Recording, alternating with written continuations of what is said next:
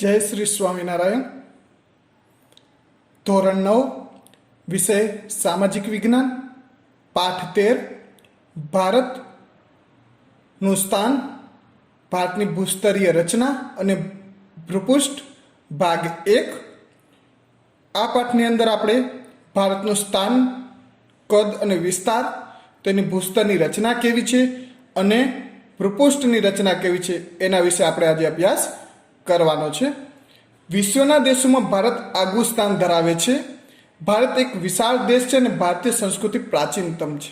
તે વસ્તીની રીતે વિશ્વનો લોકશાહી ધરાવતો સૌથી મોટો દેશ છે. આપણો જે ભારત દેશ છે એનું સ્થાન તમે વિશ્વના નકશામાં જોઈ શકો છો કે એક મહત્વની જગ્યાએ આવેલું છે. એમાં આપણે લોકશાહી દેશમાં વર્લ્ડની અંદર સૌથી મોટો લોકશાહી દેશ એ આપણો છે. ભારતીય સંસ્કૃતિની સમન્વયકારી ભાવનાઓએ કોઈ પણ ધર્મ, જાતિ કે પ્રજાને તરછોડી નથી, પરંતુ દરેકને માટે તેને દ્વાર ખુલ્લા રાખે. હવે આપણા ભારત દેશે કોઈ પ્રજાને તરછોડેલી નથી. આપણે કોઈ પણ પ્રજા આવી વિશ્વની એને આપણે આપણા દેશમાં સ્થાન આપેલું છે. આમ સર્વધર્મ, પ્રજા અને જાતિ પ્રત્યે સમભાવ એ ભારતની આગવી લાક્ષણિકતા છે.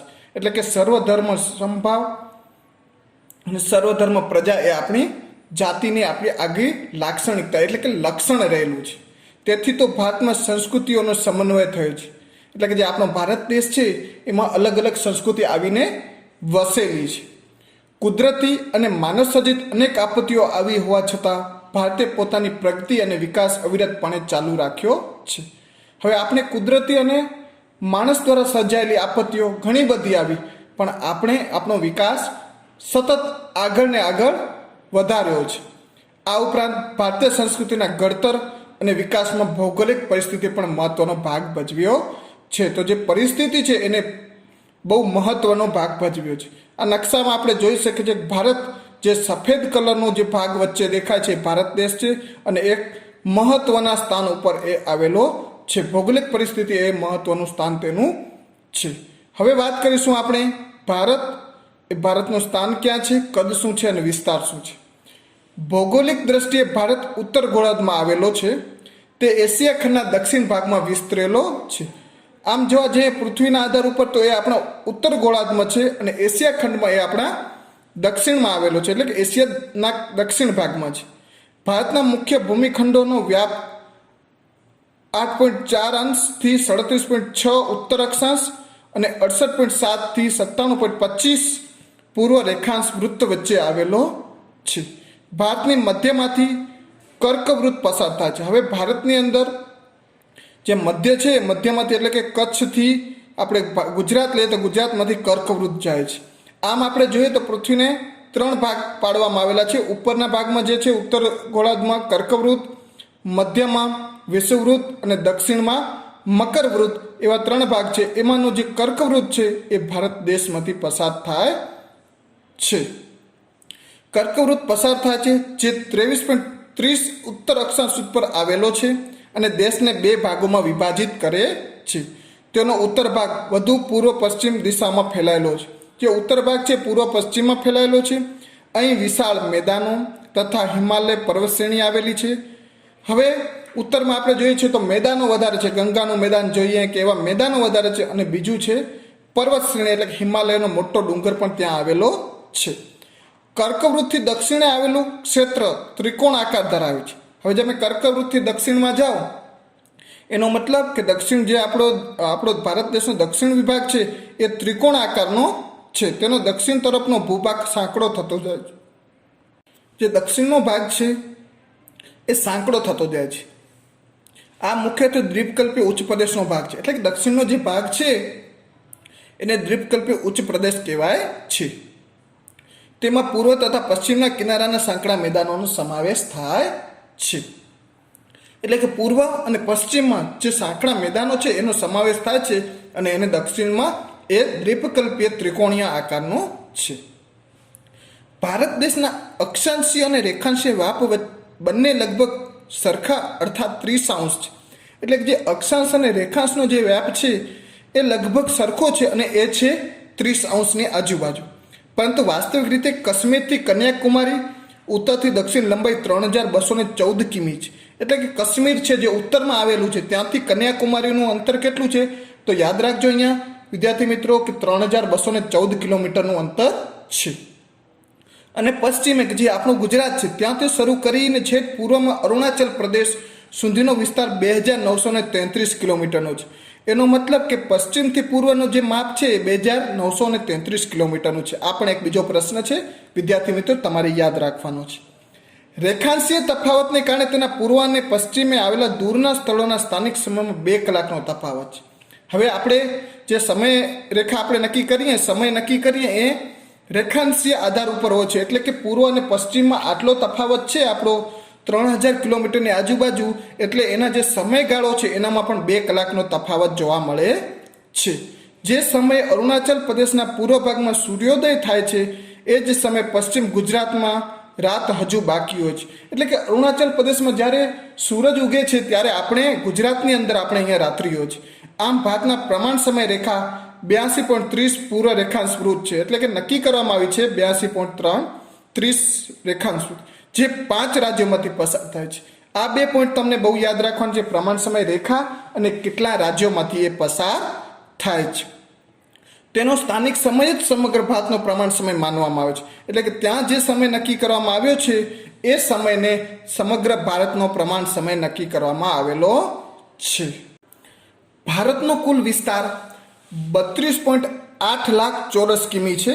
એટલે આપણો જે વિસ્તાર છે ભારતનો એ છે 32.8 લાખ ચોરસ કિમી. અને ક્ષેત્રફળની દ્રષ્ટિએ જોતા ભારત વિશ્વમાં 7મા ક્રમે છે. એટલે કે આપણો જે વિસ્તાર છે એના દ્રષ્ટિએ જોઈએ તો આખા વર્લ્ડમાં ભારતનો 7મો નંબર આવે છે. ભારત વિશ્વના ભૂમિભાગ ક્ષેત્રમાં કેવળ એટલે કે ફક્ત 2.42% ધરાવે છે. એટલે કે કુલ જમીન છે એના ફક્ત 2.42% જે વિસ્તાર છે એ ભારત પાસે છે. એટલે કે ભારત એ વિસ્તારમાં આવેલું છે. વિશ્વના જે 6 દેશો ભારતથી મોટા છે તે અનુક્રમે રશિયા, કેનેડા, યુએસ, ચીન, બ્રાઝિલ અને ઓસ્ટ્રેલિયા છે.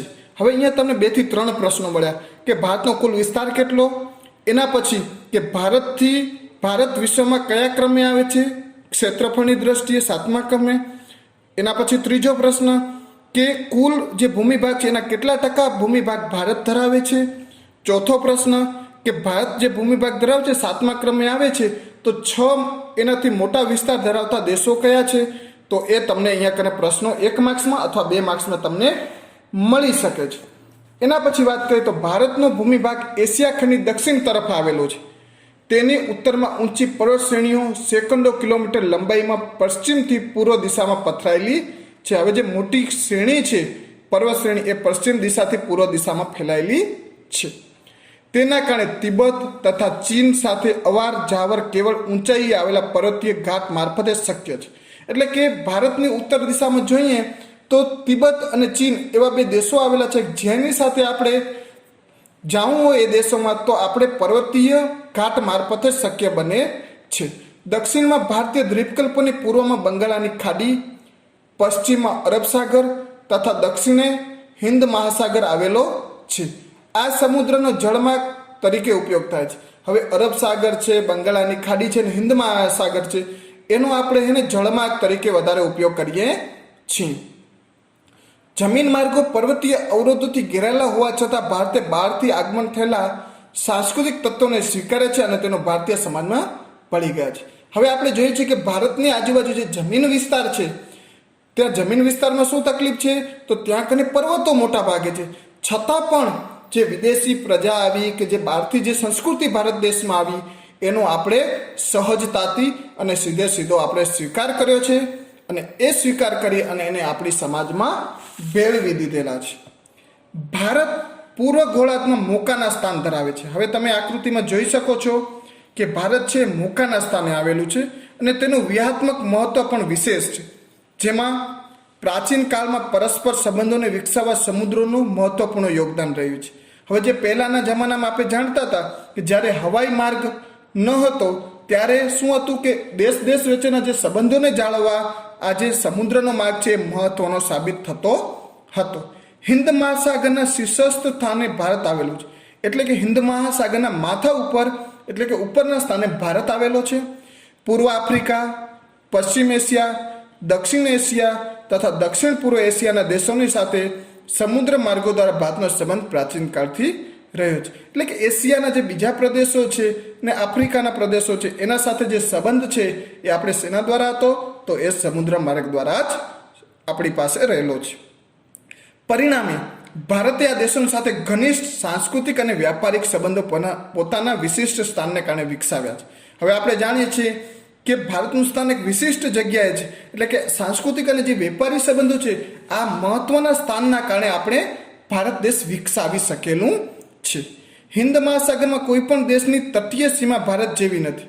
હવે હિન્દ મહાસાગરમાં આપણે ધ્યાન રાખીએ તો કોઈ એવી તટીય રેખા નથી કે જે ભારત જેવી બહુ મહત્વની મળી શકે. ભારતના આ મહત્વના સ્થાનના કારણે જ એક મહાસાગરનું નામ એટલે કે હિન્દ મહાસાગરનું નામ આના ઉપરથી પાડવામાં આવેલું છે. એટલે જ હિન્દ મહાસાગર તેના નામ પરથી રાખવામાં આવ્યું છે. એટલે કે હિન્દુસ્તાનના નામ ઉપરથી હિન્દ મહાસાગર એવું નામ રાખવામાં આવેલું છે. આંતરરાષ્ટ્રીય જળમાર્ગો પર ભારતનું સ્થાન મહત્વનું છે.